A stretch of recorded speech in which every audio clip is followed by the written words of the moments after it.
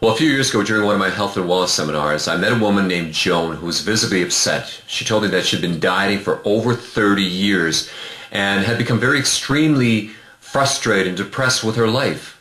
Now, I remember as tears rolled down her cheeks, she explained that when she first started dieting, she was only 18. She weighed 125 pounds and wanted to lose about 10 pounds in order to reach what was considered her ideal weight.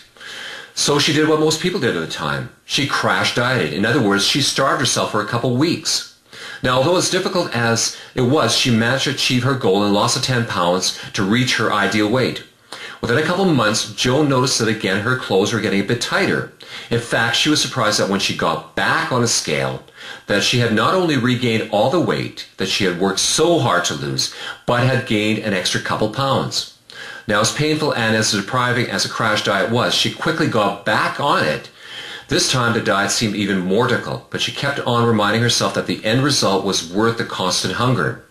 Now, as hard as she tried, she was only able to lose 8 pounds, and although unable to reach her goal of the ideal weight, she was still fairly content with the results. Now, unfortunately for Joan, all the weight lost, plus a few additional pounds returned quickly within only a month or two. She was now 135 pounds, and the dieting process was repeated over and over, and the results were always the same. So quick weight loss followed by a gradual regain of all that weight, plus an extra few pounds. Now, during the last 30 years, she's followed countless diet plans. Joan mentioned that as soon as she heard about a diet plan or read about a new diet, she was almost immediately on it. She had tried everything from the watermelon diet to the liquid protein diet to the cabbage soup diet to the Scarborough diet to the high carb diet to the fasting diets to the water diets, the high protein diets, the various low fat diets, and the list goes on and on. She had spent thousands of dollars on diet and diet-related products, pills that promised to replace fat with muscle, appetite suppressants, diuretics, laxatives, teas, patches, powders, all promising the same thing: the quick fix. She even tried a metabolism booster that caused such severe heart palpitations that she thought she was going to die. She purchased thousands of dollars of gadgets and exercise equipment to make her fit. Now, when she was grocery shopping, she only bought foods that were labeled low fat or no fat or diet or 0 calories.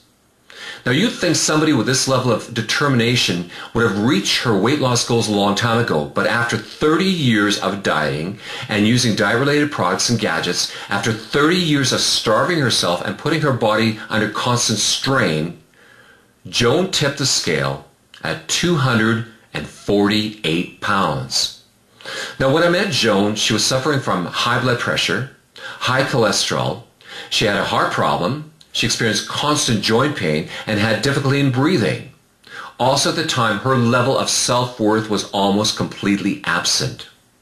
From what began as an insignificant, perhaps a 10-pound weight problem at best, had become a life-threatening 100-plus pound obesity issue. Now, when I asked Joan to describe her experience to the audience, all could sense her desperation. But by the nods in the audience, it was also clear that she was not an isolated case, that the majority of the audience participants had encountered a similar weight gain experience at least at some point in their life. Now, there is good news. As soon as Joan realized that diets do not work, and that dieting was not the answer to permanent weight loss, and as soon as she began to take a more proactive approach to her overall well-being, she quickly began seeing some good results. Once she stopped focusing on starving herself and losing weight and more on gaining health, her health radically improved and her weight gradually began to drop. By simply adopting a couple simple strategies or hints every week and then continually building on those strategies, lifestyle habits were formed, and within the first year she dropped 68 pounds. But more importantly, her energy level was at an all-time high. Her blood pressure began to normalize. Her breathing difficulties virtually disappeared. Her heart problems began to slowly improve. And her level of self-worth was rapidly increasing. All this within 1 year.